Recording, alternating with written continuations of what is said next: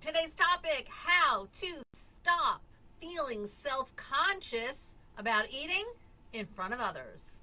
Hi everybody, it is Intuitive Eating Wisdom Wednesday. This is Bonnie Giller. I am your host of this wonderful community, Intuitive Eating for a Diet-Free Life, and I'm so happy to be here. If you are watching with me live or on replay, please thumbs up or a heart, because you know what happens when you do those beautiful things. The algorithm really likes it and it pulls this training up to the top so other people can benefit from it as well. When you're with me, come say hello. Let me know who's here. One of the beautiful things, thank you for the thumbs up, whoever's here, let me know. When you are here with me live on our trainings, one of the beautiful things for you is that I can actually talk to you. I can coach you if you're having some struggles, so it is my pleasure. And the other thing is, I love it when you're here. It gives me more energy. So, a couple of things. Number one, Bonnie, if you don't know me and you're new to me, I help women stop dieting. Women who are burned out dieters. I help you stop dieting and regain trust with food. So eating is easy, it's enjoyable, it is nourishing to your body, your mind. We do this through the eating philosophy of intuitive eating. I would love to know, for those of you who are here with me live or those watching on replay, are you familiar with intuitive eating? Are you brand new to intuitive eating? Have you, quote unquote, tried intuitive eating before? Every Wednesday, we hop on together and we talk about another aspect of eating, food, your body, intuitive eating, etc. So I'm here for it. I'd love your questions. I also want to just always remind you that there will be different posts that are dropped in the Facebook group. They are there for your benefit. Let's engage. Let's have conversation so you can continue to heal. Today's a very important topic. I start with a question. Do you ever feel self-conscious when you are eating in front of other people? Yes or no in the comments. I would love to hear. Hashtag replay if you're watching me on replay. Do you ever feel self-conscious eating in front of other people? Our goal here is for you to become a confident eater, an intuitive eater who is a confident eater. We will really conquer this self-consciousness. Do you ever worry what people will think or say about you when you're eating in public? Marianne, hello Marianne, nice to see you here with me and thank you for participating. Trying some, not doing very good. Oh, are you talking about intuitive eating, Marianne? You're not doing so good with intuitive eating? We should talk about that. Let me help you. Yes, I do. So you do feel self-conscious. Okay. So for many people, the mere thought of eating in public can be anxiety inducing and create great discomfort. Does the idea of eating in front of other people, yes, we already know it makes you self-conscious, does it bring up anxiety for you? Because for so many people who are specifically those who have dieted in the past or have certain past experiences, it brings a lot of anxiety. And so now we have food anxiety, we have body anxiety. Since I'm overweight, they watch what I eat. Marianne, who's the they? Who is they? I would love to know. That is going to be very important in this conversation today. Excuse me. The fear and anxiety for many people can be suffocating. And you perhaps may avoid social gatherings where, you're expected to eat at a social gathering, right? You hide your hunger until perhaps you're in the comfort of your own home, or you eat where you put on the good face, so to speak. You eat the plate and people look how good you are, so to speak, right? But then you go home and you kind of raid the cabinets, right? And like, okay, I'm in the comfort of my own home, now I'm going to eat. Perhaps you've experienced a moment where someone commented on your eating habits or your appearance, leaving you feeling deeply embarrassed and self-conscious. And you choose to avoid those social situations involving food altogether, or if you have no choice but you need to go to the social situation, you manipulate your food and then ultimately later you eat in hiding. Let me know if that resonates. I'm so sorry. Let me grab a quick drink of water.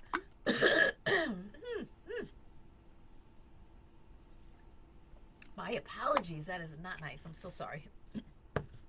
Okay, Marianne, friends and family who don't have problems. When you say problems, Marianne, what problems are you referencing?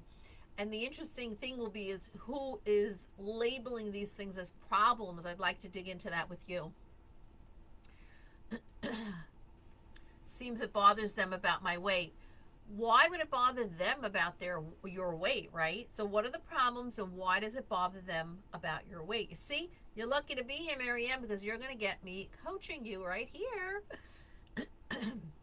Okay, so being problems means overweight. So you're saying friends and family who are not quote unquote overweight, because we have to always look at the word overweight. Who deems what over what weight, right?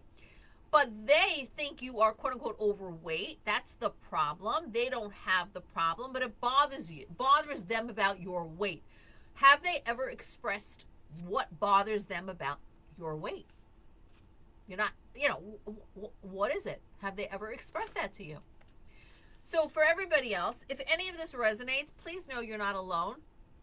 Listen, eating in front of others with the fear of judgment is difficult, but it is important to keep in mind that honoring your body's hunger and fullness cues empowers you to make food choices based on your own needs and your preferences, rather than seeking validation or approval from others. Let me say that again because so important.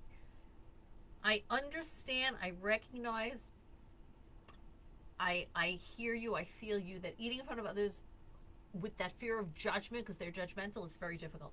But it is so important to keep in mind that honoring your own body's hunger and fullness cues empowers you to make choices based on your own needs and your preferences rather than seeking validation or approval from others. So you're saying they worry about your health. So what they are doing is they are being poisoned by the diet culture message that health equals weight. And that is absolutely false. I've done other trainings on that, and I can do another one, and we can talk about that further. So let's just dive a little bit deeper into the reasons why you may feel self-conscious eating in front of others. And clearly we understand that the first one is the fear of judgment from others.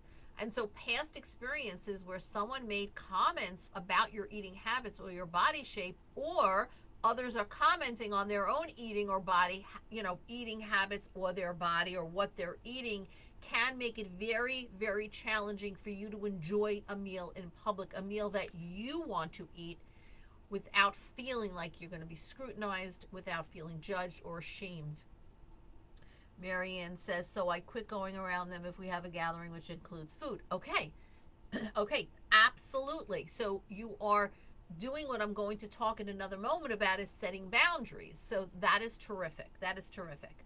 But I ask you, Marianne, number one, what if you want to go to that social gathering?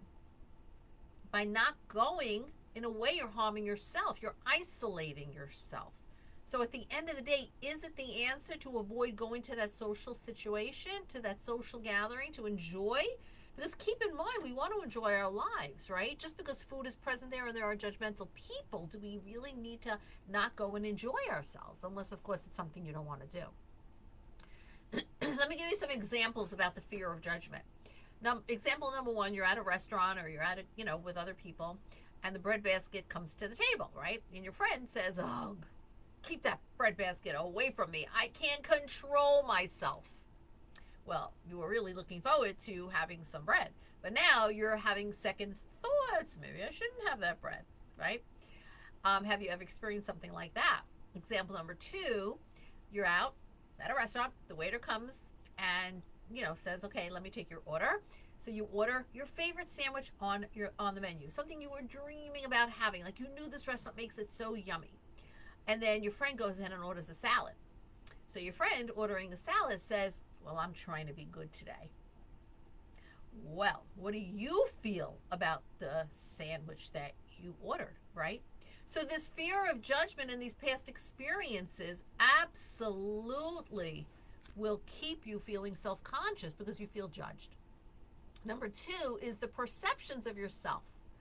Many struggle with the fear of drawing attention to themselves, especially while eating, or during a dining experience or a social occasion. Once again, this stems from a fear of judgment around your food choices. So what you choose and order off the menu, perhaps the way in which you're eating, your pace of eating, what you look like while you're eating, and many more things. Many people do not want to be perceived or looked at while eating, as it brings about negative personal emotions. It also can boil down to worthiness. Perhaps you feel, well, I am in a larger body, I'm not worthy to eat this meal.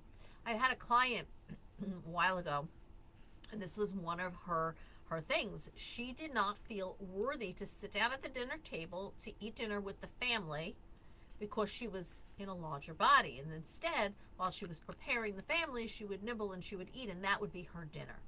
So we have to dig deep into your heart and soul about your worth. Do you tie your worth to a body shape, size, or number? And does that impact your eating? Food anxiety, body anxiety, all of this. It's important to identify what is causing you anxiety or discomfort when you're eating in public.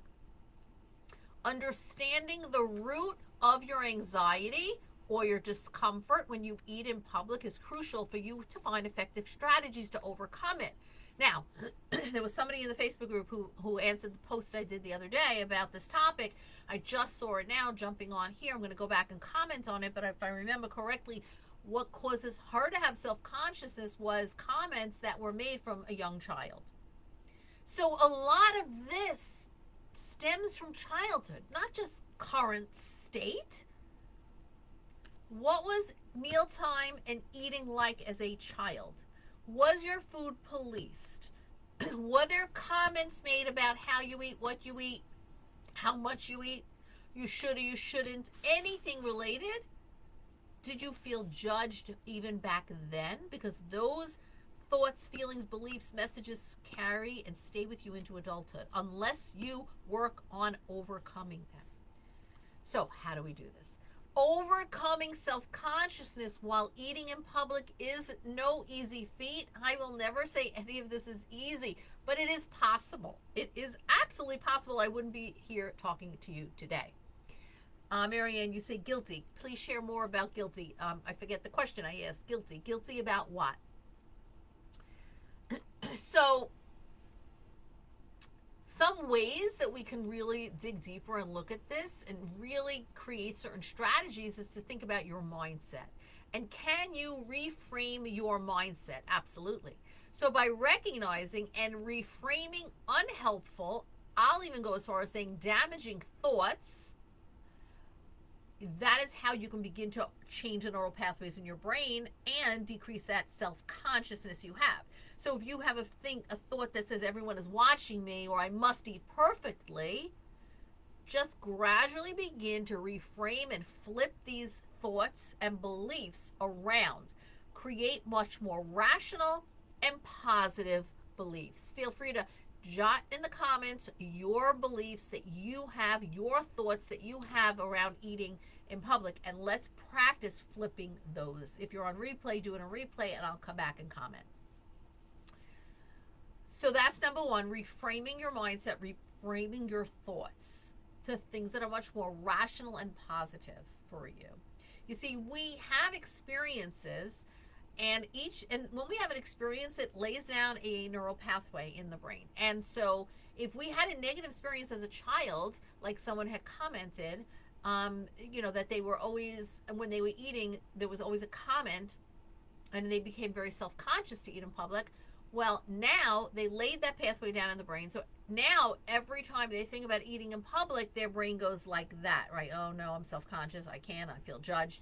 We have to work on changing these pathways. It's possible. It is possible. Number two, setting boundaries. Setting boundaries around diet talk, around food talk, around weight, eccentric, anything regarding to weight, food, and body, right? As hard as it can be, this can be so crucial for maintaining a positive eating environment for yourself and honestly for others as well. You might be, maybe there are other people in that dining experience that feel the same way as you do, but nobody wants to say anything, right? There's the couple of people over there that are so judgmental and everybody else feels like they want to shrink, or hide under the table. Well, you got to set those boundaries. You'll benefit you and others as well.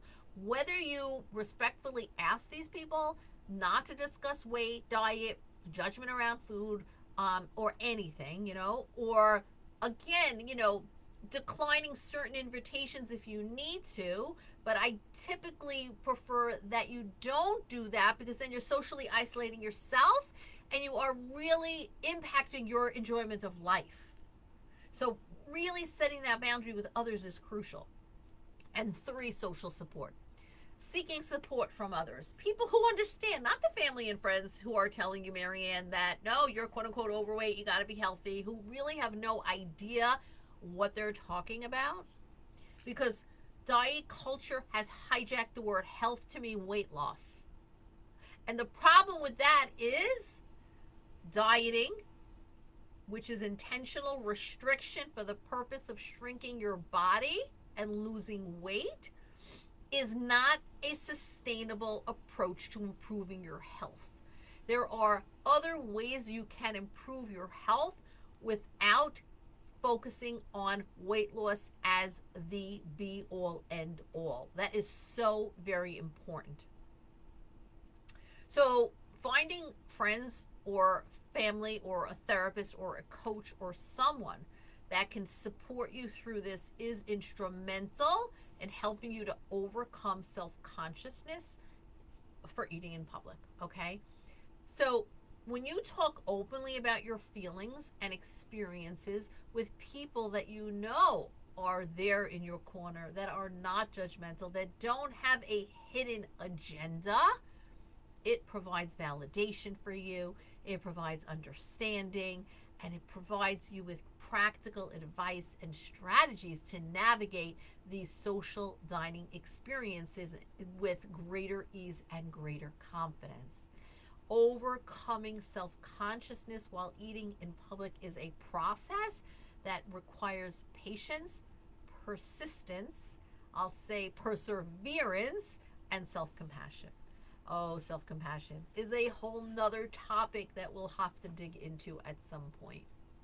By implementing these strategies that I've shared and seeking support when you need it, you can reclaim the enjoyment of dining out and eating in public and develop a more positive relationship with food. Remember, you only have one body, so prioritize eating intuitively according to your body's cues and preferences will really be how you can take good care, the best care of your body, the care that it deserves. I'd love to take any questions, put them in the comment box below. If you are open to getting some support or even just talking through this a little bit more, I am happy to get on a call with you if you'd like. I have availability today and tomorrow. If you want to get on like a 10-minute call, I can dive deeper into this with you, see where you're at in your intuitive eating journey, and see if I can offer and shed some further light. Just comment below this video the word call, C-A-L-L, and I will reach out to you in private messenger and we'll jump on a quick call. By the way, private messenger in Facebook, if we're not Facebook friends, you may not see my messages.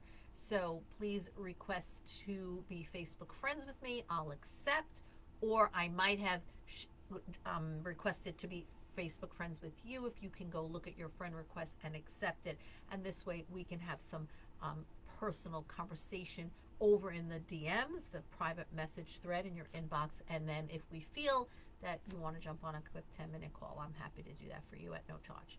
All right, so that's what I've got for you today. Happy to answer any questions. Jot it down below, and on replay, hashtag replay, if you tag me and put my name there, I will absolutely come back and respond.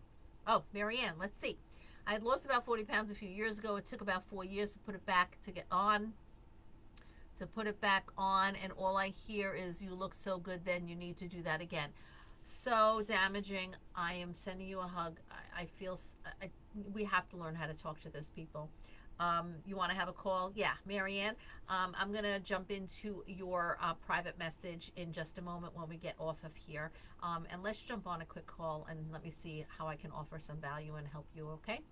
All right, sounds good. Anybody else want to call? Just put the word call in the comments. Again, I have some time today and tomorrow, and we'll jump on and see how I can, help you as well. All right. Appreciate you all. Marianne, check your DMs in 5 minutes, and I will talk with you real soon. Have a great rest of your day, everybody.